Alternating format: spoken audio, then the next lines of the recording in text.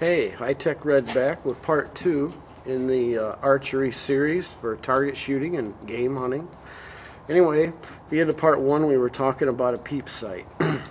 Okay, I prefer, there are people that shoot without a peep sight in their string.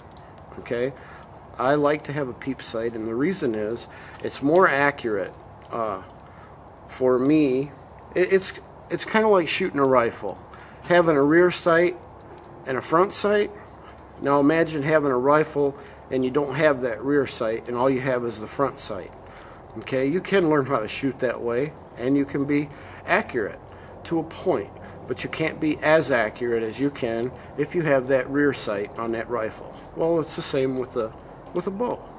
Okay, now one of the main things about shooting a bow that you want to remember is consistency.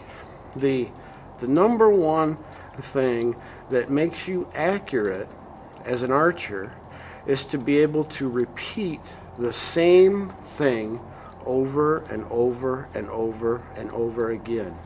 And that means to have your same draw every time, have the same position with your body every time, the same place that you're looking every time, to repeat the same sequence of events that makes up a draw and release is what makes you consistently accurate as an archer. Now, it's very easy to learn how to be accurate with the compound bow. I want to say I've taught several people how to set up and use a compound bow that have never used one before. And I want to say that within one afternoon of shooting, that a person who has never shot a compound bow before with the correct instruction can put 5 arrows into a 4-inch circle at 20 yards and be pretty consistent at it. You know, get most of them in there most of the time. Now that's pretty doggone good.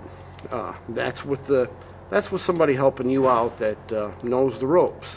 When I started, I didn't have anybody to help me, and I didn't know anything, and I was all over the place, and I was very discouraged.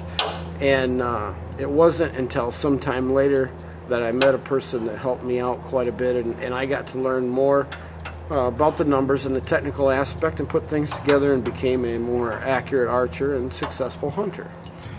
All right, now I want to talk to you about one other main piece of equipment that you need to try it with and without it and decide if you're going to be a user of one of these or not.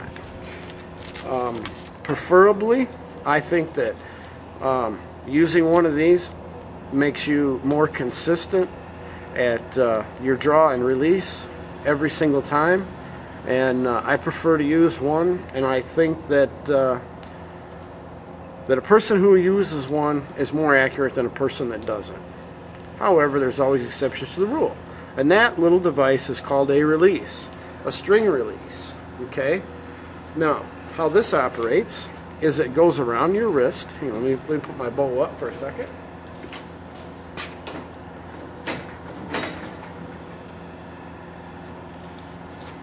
Okay, the string release wraps around your wrist like this,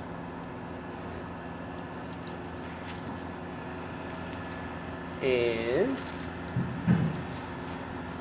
then it has a trigger on it, just like a gun trigger. Okay, and it claps the string. Okay, that little mouth right there grabs a hold of the bowstring, and you pull it back, you hit the trigger, and let it go. And this little device right here, when I started shooting, I shot with fingers. But when I got a release and started using one of these, it made me 10 times more accurate within a really quick period of time. So I would suggest that you use a release. I think it's a piece of equipment that makes a person much better, more accurate, and a lot quicker. Okay, now let me talk to you about some numbers. Okay? The average person needs to